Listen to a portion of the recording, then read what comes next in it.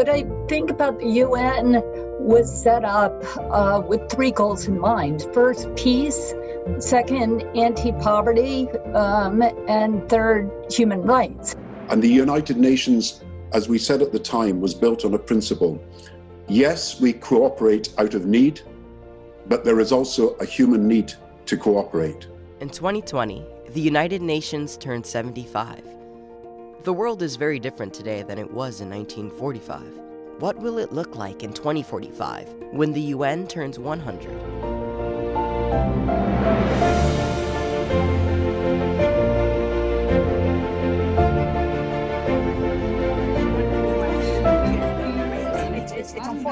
This is a 3-day celebration. We will have a number of sessions, some of them dealing, because of time differences, with the Far East, some of them dealing with the European and African reality, as well as the United States as well. We will address the economic, the political, and the social, and the cultural realities that we have to deal with. We have to be, all of us, conscious of the need for continuous dialogue, for being able to develop strategies, to develop concrete steps, to respond to crises. And thank you for being here. Thank you for all the speakers for sharing their wisdom. And thank you, the audience who is out there, who's watching, because everybody needs to be involved in the shared future that stands before us. Thank you very much. Excellencies, ladies and gentlemen, it's with a great honor and pleasure that I welcome you to our web conference. Our joint initiative with the Nizami Ganjavi International Center wishes to pay tribute to the 75th anniversary of the United Nations and their invaluable contribution in the recent history of nations. Thank you very much, Madam Marianna. Thank you for this very kind introductory statement. And now, Madam Marianna, would you please share with us the message of the first Vice President of Azerbaijan, Mrs. Merhiban Aliyev. I am confident that the web conference will contribute to the ongoing global conversation on the world's future that was launched by the United Nations earlier this year. Since its creation in 1945, the UN has done a lot for peace and development. It's true that in many parts of the world, conflicts and humanitarian disasters take a heavy human toll, and international law is often violent with impunity. One example is Azerbaijan, where a large part of its territory has been under illegal foreign occupation for 27 years, with 1 million of IDPs and refugees. 4 resolutions of the UN Security Council regarding this occupation are still not implemented. However, we realize that the alternative to the UN would be chaos and world disorder. I do want to thank NGIC for organizing this celebration of what was said to be mankind's best hope, the United Nations.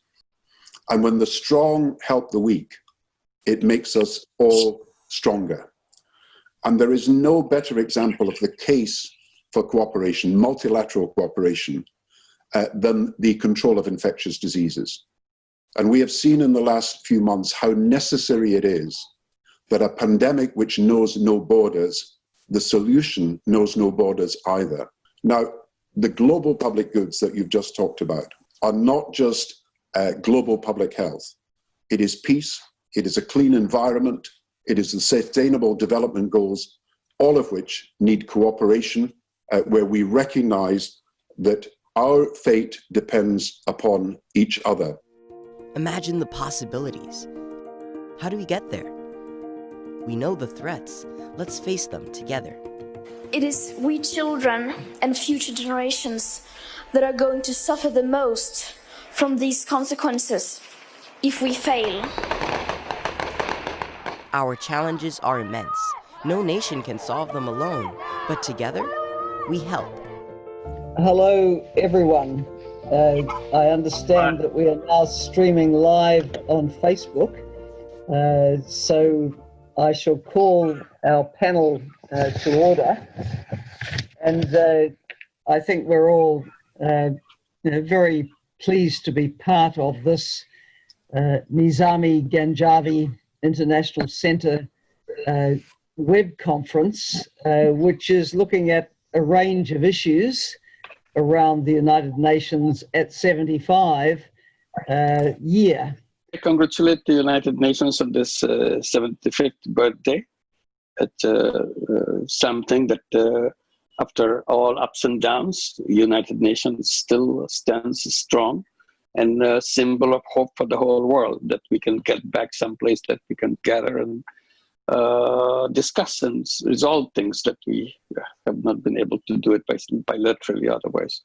Our focus is on what I think I would term as the contribution of the United Nations in the area of human development. And so I would say to you, Helen, that for your question, that UN is the basis, but we need a lot of other actors too. And my frustration or my worries are that there are more and more such kind of the leaders of the countries which think that they can solve alone all the global problems we have, or at least that they can find a way how their nation can be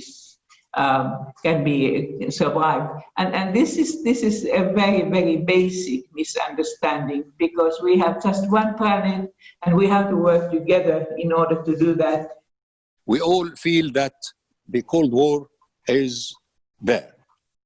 We must think, we the world, we must think that the time has come for a new version of non-alignment. A version that responds to the 21st century and should have nothing to do with the non-alignment of the 60s of last century. But this non-alignment will have Europe within this, the definition of non-alignment, and perhaps Russia also, and not based on developed versus developing, poor versus rich.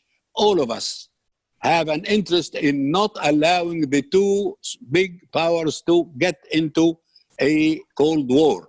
How can the UN and the multilateral system play a better role in dealing with what they failed to do, as Amr was saying, the frozen conflicts from Palestine to Nagorno-Karabakh?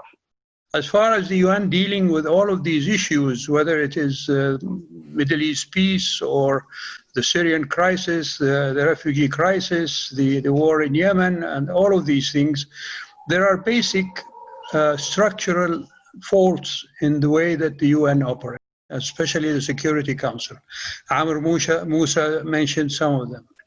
I would beg to add to that the fact that even when the United Nations Security Council issue Security Council resolutions, implementing those resolutions becomes a problem.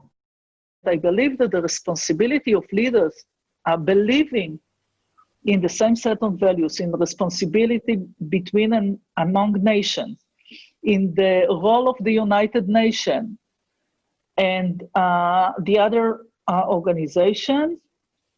They need now to decide whether there is a possibility to work together when the we of the United Nations Charter would not be everybody, but those that still believe that this is the right thing to do, because otherwise, I hope not, but I fear that it will be eroded and we will all slip into another era.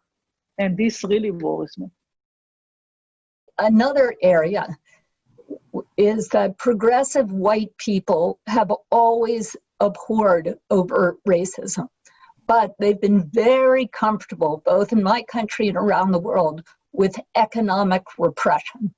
Today, in the United States, the median wealth of a Black family is $17,000, and the median wealth of a white family is $171,000. Part of the reason for this disparity is the international financial system. In an industry which controls $70 trillion of wealth, basically the size of the world's economy, less than 2% is invested in women and minority-owned firms. In response to Carrie's beautiful remarks, my view is that the most potentially powerful common touchstone of humanity is the Universal Declaration of Human Rights. It was signed by all countries.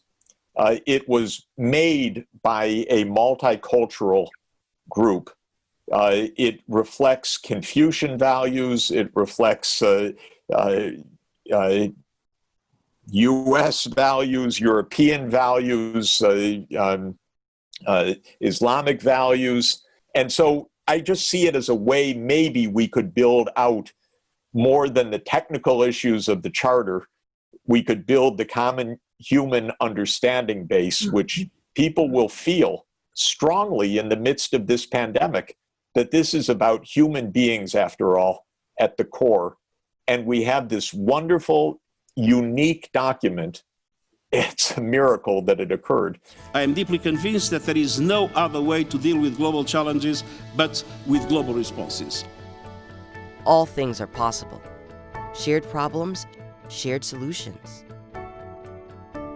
So I would suggest to you that in terms of global governance, the 17 goals of 2016 of the SDGs started with an end to hunger and ended with global partnership to achieve those goals. Today we have a remarkable increase of hunger, the war on want. COVID, of course, has exacerbated the situation. It has upended many things, but it has certainly not upended the refugee question. How to make the UN role in world economy even more active? How to find a way to establish a kind of United Nations Economic and Sustainability Security Council, made not from 5 members, but to add at least, I would say, India, Germany, Japan, Brazil, probably Indonesia, make a group of 10 and have a membership for the smallest country on earth, and try to tackle the real challenge of this new economic Cold War that could emerge, hopefully not deteriorating into something worse between China and the US. This is the major threat on our horizon, both politically, for peace, and for sure for the economy.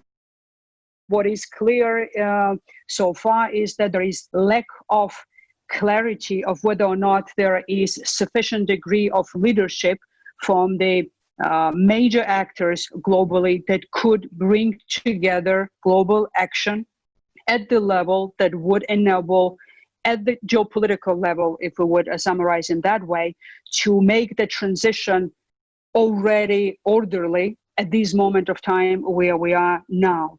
It's not the moment in which one could only save what it was, but rather to think of what it could be as the new normal, as the new global order that could serve demands of the future.